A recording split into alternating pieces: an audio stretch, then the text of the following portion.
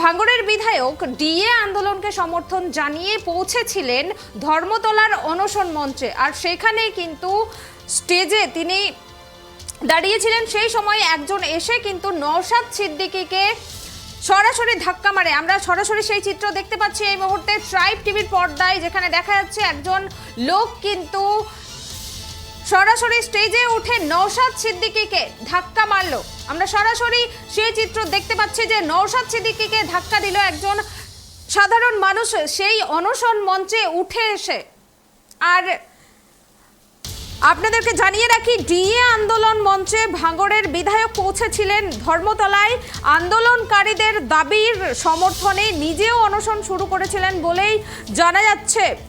তার দাবি, সরকারি কর্মচারীদের কেন্দ্রীয় হারে ডিএ দিতে হবে, দাবি পূরণ না হলে আন্দোলন চালিয়ে যাবেন বলে বার্তা দিয়েছেন নওশাদ সিদ্দিকী। আর সেখানেই তিনি সেই ধর্ণা মঞ্চে যখন দাঁড়িয়েছিলেন, কিছু বক্তৃতা দিচ্ছিলেন, সেই মুহূর্তে একজন কিন্তু স্টেজে উঠে সেই ধর্ণা মঞ্চে উঠে এসে কিন্তু নওশাদ সিদ্দিকীকে ধাক্কা মারে।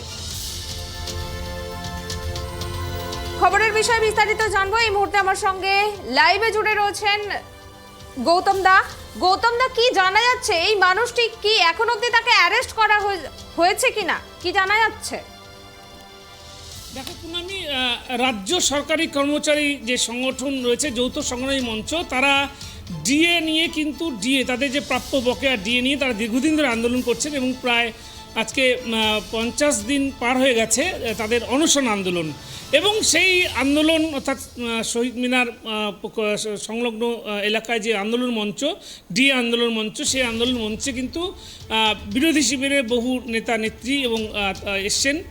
আমরা দেখেছি কৌস্তব বাগচিকে ডিএ মঞ্চে আসতে, এবং আমরা দেখেছি বিভিন্ন সময় অন্যান্য যে কর্মচারী নেতা নেত্রী তাদের আসতে। ঠিক এই আন্দোলনকে সমর্থন জানিয়ে, অর্থাৎ এই ডিএ আন্দোলনকারী, অনশন আন্দোলনকারী যারা রয়েছেন তাদের প্রতি সহমর্মিতা জানিয়ে এবং এই আন্দোলনকে সমর্থন করে নওশাদ সিদ্দিকী, ভাঙড়ের বিধায়ক, আইএসএফ বিধায়ক, তিনি আজকে ঘটনামঞ্চে গিয়েছিলেন এবং তিনি আজকে আন্দোলনকারীদের সাথে তিনিও কিন্তু আজকে একদিনের অনশন মঞ্চ, তিনি অনশন আন্দোলনে ছিলেন এবং তিনি যে সময় বক্তব্য রাখছিলেন এবং সেই সময় আচমকা এক ব্যক্তি মঞ্চে উঠে পড়ে এবং মঞ্চে উঠে তিনি, যেটা সূত্র মারফত বা জানতে পারছি, সেটা হচ্ছে যে তিনি জানতে চেয়েছিলেন যে নওশাদ সিদ্দিকীকে জিজ্ঞেস করেছিলেন যে তিনি কি শুধু সংখ্যালঘুদের জন্যই কাজ করবেন নাকি অন্যদের জন্য কাজ করবেন। তো নওশাদ সিদ্দিকী তখন কিন্তু বলেছিলেন যে না, আমি সবার জন্যই কাজ করছি, সবার জন্যই, সংখ্যালঘু সংখ্যাগুরু সবার জন্যই কাজ করছি। এই কথা বলার সঙ্গে সঙ্গে উনি কিন্তু, নওশাদ সিদ্দিকী কিন্তু তার মাইকেই তিনি এই কথা বলছিলেন, কিন্তু আচমকাই সেই ব্যক্তি নওশাদ সিদ্দিকী, যিনি একজন বিধায়ক, আমাদের রাজ্যের একজন বিধায়ক, আইএসএফ এর বিধায়ক, এবং তুমি জানো সম্প্রতি তিনি ছাড়া পেয়েছিলেন জেল থেকে 42 দিন পর, এবং যেখানে তিনি যাচ্ছেন তাকে উচ্ছ্বাসে, তাকে ফুলের তোড়ায় বরণ করে নেওয়া হচ্ছে সব জায়গাতেই। ভাঙড়েও তাকে জনগণ যে ভাঙড়ে তারা বরণ করে নিয়েছিল, গোটা রাজ্য তাকে বরণ করে নিয়েছিল তার এই আন্দোলনের জন্য। আজকে যখন ডিএ আন্দোলন নিয়ে তিনি ধর্ণামঞ্চে গেছিলেন, ডিএ আন্দোলনে, তখন আচমকাই তার উপরে তার বক্তব্য চলাকালীন তাকে তার বুকে ধাক্কা মারেন এক ব্যক্তি সরাসরি। এবার প্রশ্নটা উঠছে এখানেই যে একজন বিধায়ককে, যিনি একটা সরকারি কর্মচারী সংগঠনের মঞ্চ, যেখানে তাদের অধিকারকে নিয়ে তিনি সমর্থন জানিয়ে বক্তব্য রাখছিলেন এবং নিজে অনশন আন্দোলনে সামিল হয়েছিলেন, সেখানে একজন বিধায়ককে কী করে এক ব্যক্তি তার বুকে ধাক্কা মারলো, এটা কিন্তু একটা বড় প্রশ্নচিহ্ন মুখে ফেলে দিয়েছে সরকারের কাছে। এই জন্যই যে এই যে নওশাদ সিদ্দিকীর মতো একজন বিধায়ক, তাকে ধাক্কা মেরে প্রকাশ্যে ধাক্কা মারা হলো, এই ঘটনা নিয়ে কিন্তু ব্যাপক রাজনৈতিক শোরগোল পড়ে গিয়েছে ইতিমধ্যেই। যদিও শাসক দলের পক্ষে তৃণমূল কংগ্রেসের সাংসদ শান্তনু সেন তিনি কিন্তু জানিয়ে দিয়েছেন যেটা উদ্দেশ্য প্রণোদিত হবে, মানে কেউ বা কাহারা করেছে, এর সাথে তৃণমূল কংগ্রেসের কোনো যোগ সাজস নেই এখানে। মানে বিজেপি এবং তিনি যেটা বলেছেন, বিজেপি এবং কংগ্রেস তারা কিন্তু এই আন্দোলনকে মদত দিচ্ছে এবং তারাই পরিকল্পিতভাবে এই কাজটা করিয়েছে, শান্তনু সেনের অভিযোগ এটা। কিন্তু বিষয়টা যদি তাই হয়ে থাকে, তাহলে সরকারের একটা উচিত, সরকারের প্রশাসনের একটা উচিত ছিল যে বিধায়ক যিনি যেখানে যাচ্ছেন, যেখানে একটা অনশন মঞ্চ হচ্ছে, আন্দোলন চলছে, সেখানে কেন পুলিশের নিরাপত্তা নেই? এই প্রশ্ন কিন্তু উঠে আসছে যে পুলিশের নিরাপত্তা কেন থাকবে না? একটা আন্দোলন মঞ্চে অনশন হচ্ছে, সেখানে কলকাতা শহীদ মিনারের বুকে, সেখানটায় পুলিশের কোনো ব্যবস্থা নেই। আর পুলিশ থাকলেও কি তারা কি নীরব দর্শক ছিল?